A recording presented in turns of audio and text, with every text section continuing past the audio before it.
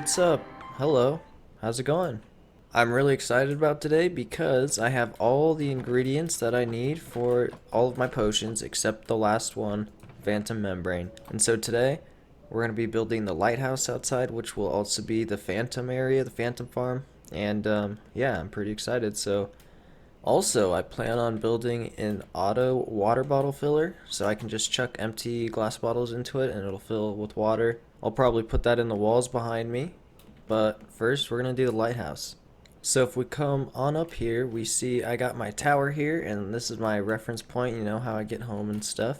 And I built this very, very early on in my world, but today we're gonna replace it, and kind of sad that I'm gonna be taking all this down, but hopefully I can build something really nice looking here. Hopefully I don't mess it up too bad, but I've got all of my materials here, and yeah, this is where I'm gonna be doing everything. So right inside here actually also is my first little base area, was right in here. Lighthouses usually have some sort of like shack at the bottom, you know, so I'm gonna do my lighthouse here and I'll make that the little house at the bottom. Probably have to do a lot of terraforming here, cut down all these trees. I kind of want to have the earth coming up around onto it, you know, so it's kind of like settled into the mountain a little bit. But yeah, I just really don't want to mess it up, so I've got all my materials here. I plan on using a lot of black stone and a lot of basalt, some other gray and black blocks, but yeah, I guess it's time to finally do this thing and then nestle a little phantom harvesting area up top. Ah, that spider is annoying. And without further ado, I guess it's time to get going on this thing, so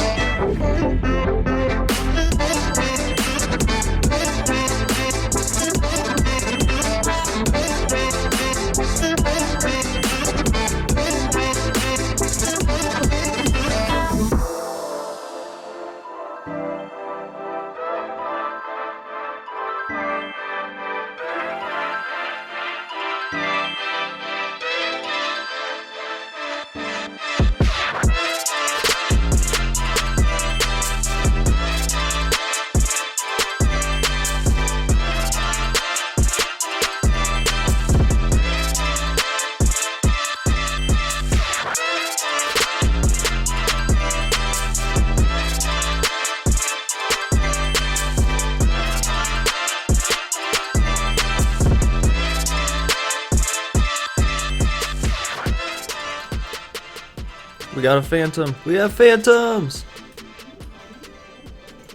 And yeah, they're stuck. Let's just see if I can even hit them. Well, hey, it works. So, now I just stand here, get more phantom membranes. I like that. Let's take a look out in the rain here.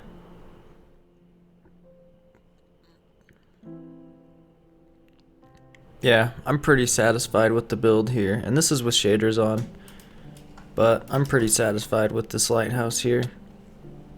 Well, I guess it's time to grind some more phantom membranes, and then we're almost done with the auto brewer room here. Okay, and the next thing I'm going to do here before I finish everything up is I'm going to do an automatic water bottle filler, and I'm going to do it right up on the side here. These hoppers, this is my this is the line for the water bottles. So they'll go down here and they'll make sure all of the brewing stands are filled with water bottles. And I think actually I'm going to take out one of the hoppers in the line, but I'm pretty sure I have everything on me. I'm going to use light blue for the blocks right here. I'm going to start at the bottom with the on-off mechanism, and then after that I'm going to build from the top to bottom. This is going to be the on-off mechanism, so when there's water bottles backed up into this hopper, we want the system to turn off. So we're going to put a comparator there. We're going to put that into a block, and on that block we're going to have a redstone torch coming out of it. So if there's something in the hopper here, this redstone torch will turn off. So above that we're going to place a block. Next to this block is where we're going to put our sticky piston, and this is how we're going to turn the system on and off. So right now there's no water bottles backed up, so we want the system on. We're going to use the same start-stop method as we did with the bedtime song. So we're going to place our observer right there, our other observer right here.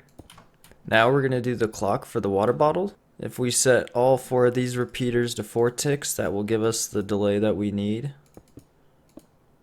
And so right now the circuit is complete, and when the observer sees that, the signal will start going and it's going to make this clock here.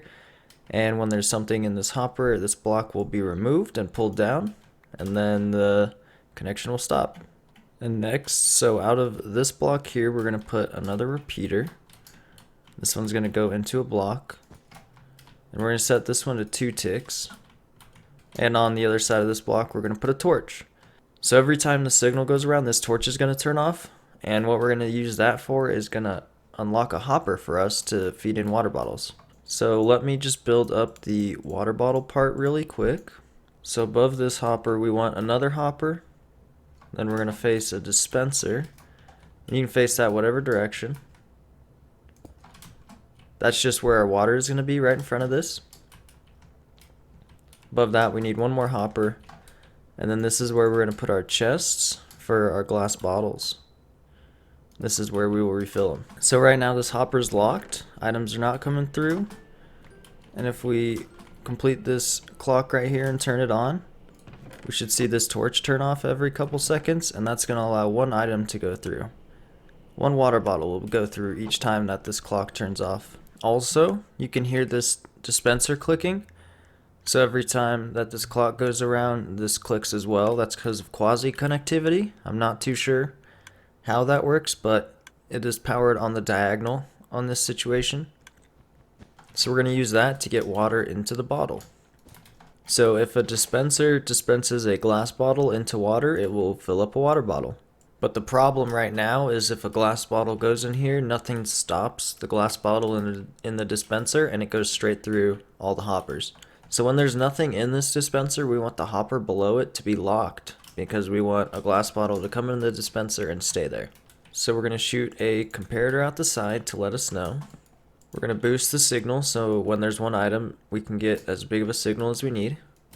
And then simply, we're going to wrap the signal back around. And we're going to put a redstone torch down here, and that's going to lock this hopper right here. We want to set this redstone repeater actually to 3 ticks, because that's the longer delay that we need. So when there's a item in here, there's going to be a glass bottle in here. The dispenser is going to flick and turn it into a water bottle. Once there's something in here, we need it to delay long enough for that water bottle to fill up before it comes out and drops down through here. And that's actually the whole system right there.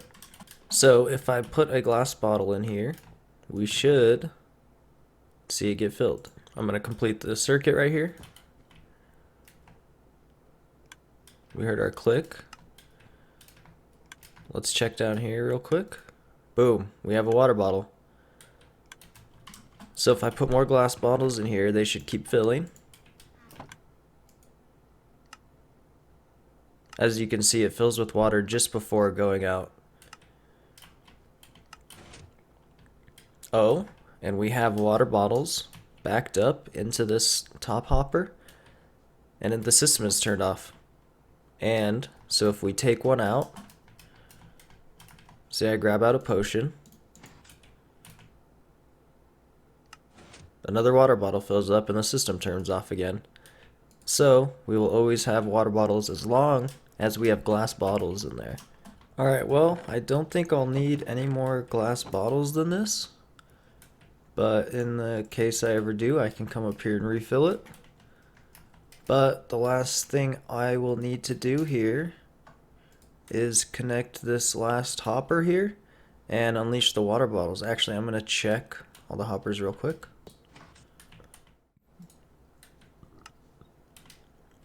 I believe, yeah, we'll see them here first. We'll start seeing them here next. There we go. Wow, this saved me a lot of work. I'm really glad I figured that out.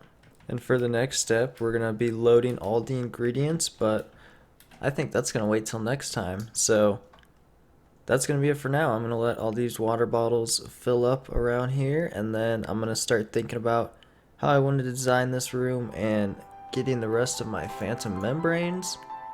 And I will catch you guys later. Thanks for tuning in.